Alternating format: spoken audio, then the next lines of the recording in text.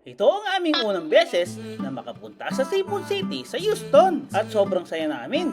Maraming makukulay na pagkain, sariwang seafood at lahat ng paborito naming mga Pinoy na produkto halos nandito. Halos hindi kami makahinto sa paglibot at pagpili, parang maliit na Pilipinas sa gitna ng Amerika.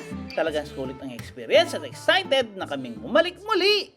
Sa Seafood City sa Sugar Free Sugarland! Pasok pa lang namin sa Seafood City, random na agad namin ang masayang vibes. Makukulay na shells, sariwang seafood, at amoy ng mga paborito naming Pinoy na pagkain.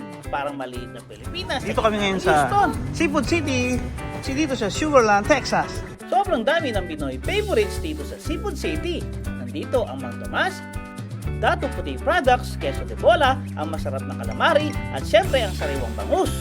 Puntahan natin ang section ng isda kung saan natin makikita ang bangus.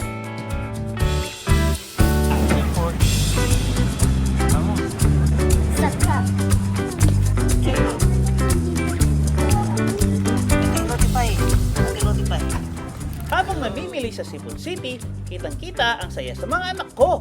Lahat gusto nilang tingnan. Makukulay na produkto, sariwang isda at mga paboritong pagkain. Parang adventure para sa kanila ang bawat aisles.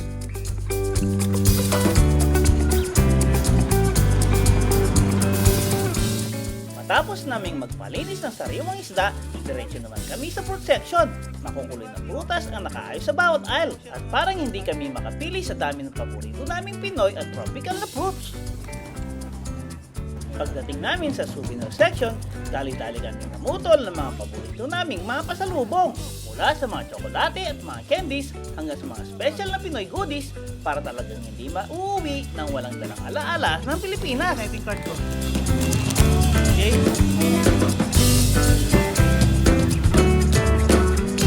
Like. You can shoot ang mga. Oh, liga. Ay, ano to? Honeydew. Coco juice. Oh, ito. Del Monte. Pero, Pagpasok namin sa gulay section, sariwa at makukulay ang bawat aisle. Mula sa native na gulay hanggang sa mga imported favorites, parang picnic sa Pilipinas ang bawat tingin. Kompleto sa healthy at masasarap na pagpipilian. Bago umuwi, bumili muna kami ng bread, tapos kain ng noodles sa loob. Perfect na pampalakas. At syempre hindi pwedeng palampasin ng halo-halo bago mag-take out ng Jollibee product sa Houston para kompleto ang Pinoy Food Adventure namin dito. Kung nagustuhan nyo ang video, please like, share, and subscribe. Bye-bye!